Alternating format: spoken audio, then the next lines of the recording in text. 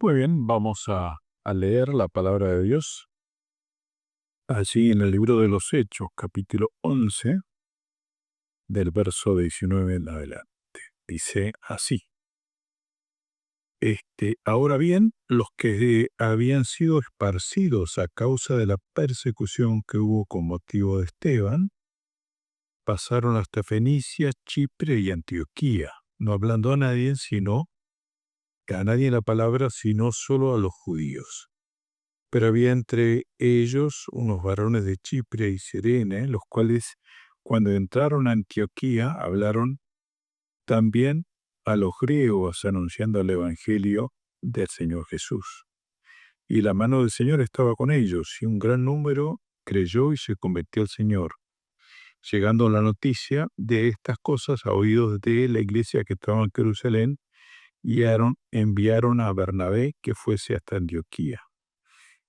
Cuando llegó, vio la gracia de Dios, se regocijó y exhortó a todos que con propósito de corazón permanecieron fieles al Señor, porque era varón bueno y lleno del Espíritu Santo y fe, y una gran multitud se agregaba al Señor. Después fue Bernabé a Tarso para buscar a Saulo, y hallándole le trajo a Antioquía, y se congregaban allí todo un año con la iglesia y enseñaron a mucha gente, y los discípulos se les llamó cristiano por primera vez en Antioquía. Esta expansión de la iglesia, en medio de la oposición y la persecución, realmente son un desafío para nuestra vida, en medio de esas circunstancias. Como Dios va diseñando, va haciendo que la iglesia vaya cumpliendo con esta gran comisión y llevando la palabra de Dios adelante. Esto que ya habíamos eh, eh, visto en lo que decía el 11:18, de creer que también a los gentiles llegaba la palabra. Aquí en Antioquía vemos que se afirma, se lleva a cabo otra vez, y allí se convierten los gentiles en Antioquía. Esto de manera que también a los gentiles Dios ha dado arrepentimiento para vida, se vuelve a dar aquí. Esta declaración de los líderes de judíos de Jerusalén, ahora va incluyendo a los gentiles. Pasa a ser, en el relato de Lucas, que es tan precioso, pasa a ser ahora el tema central del relato. El eje de la historia va pasando de Pedro y el contexto de Jerusalén hacia Pablo y sus asombrosas empresas misioneras y la meta de Roma. Los primeros evangelistas entonces fueron hacia el noreste y llegaron hasta Fenicia, Chipre y Antioquía.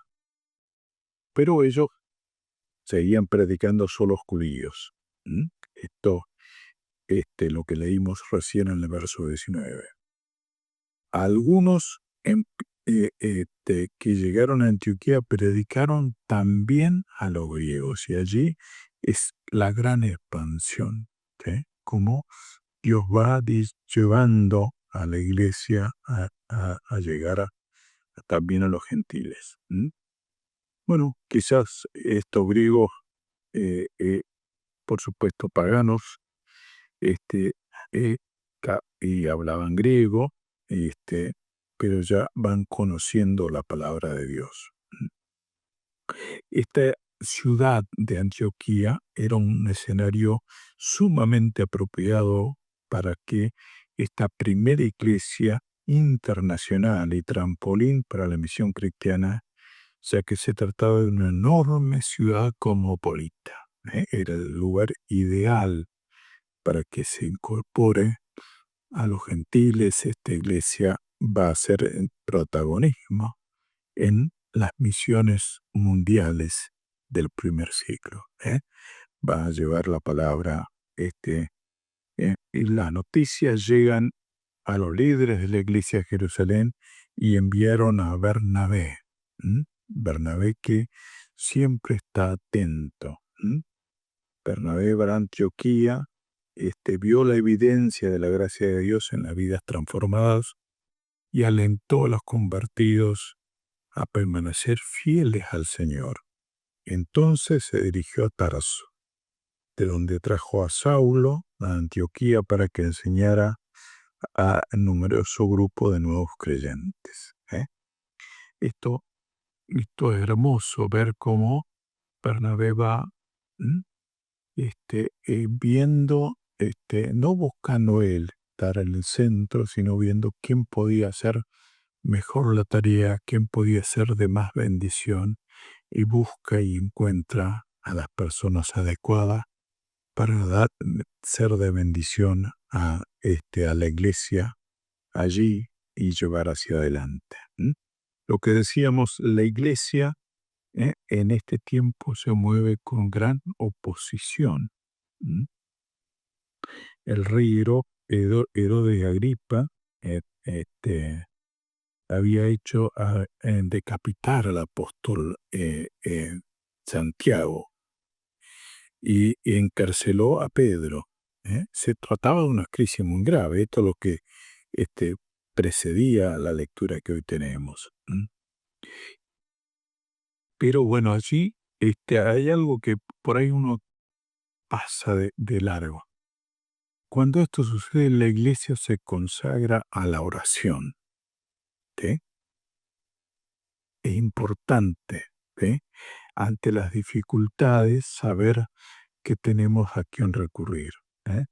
La iglesia del primer siglo, cuando vio que estaba sucediendo esto, cuando la oposición crecía, se dedica a orar, se consagra a la oración, y por supuesto el apóstol Pedro es milagrosamente liberado a la mañana siguiente.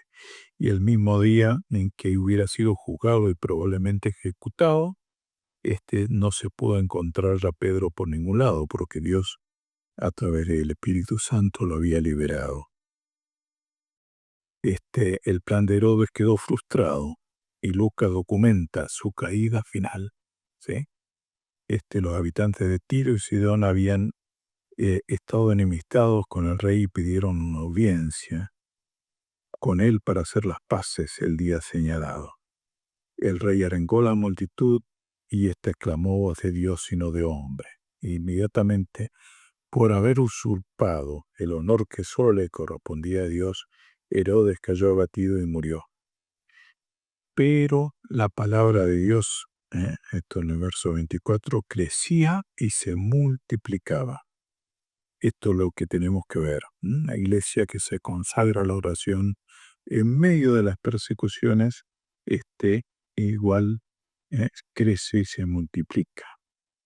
Y allí vemos esta maestría de Lucas, evidente. El capítulo comienza con un Jacobo muerto, Pedro en la cárcel y Herodes triunfando. Y el capítulo se cierra con Herodes muerto, Pedro libre y la palabra de Dios triunfando.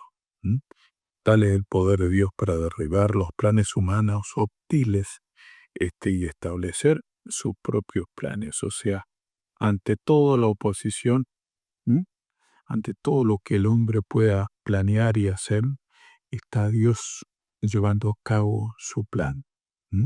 Su plan y su mandato de esta gran comisión de ir y llevar la palabra de Dios, el mensaje, las buenas nuevas, hasta lo último de la tierra. Y Él va haciendo cumplir su propósito, utilizando personas transformadas por Él, como es Bernabé, como es Pablo, como es como esta iglesia que nace allí en Antioquía, donde por primera vez se le llama cristianos.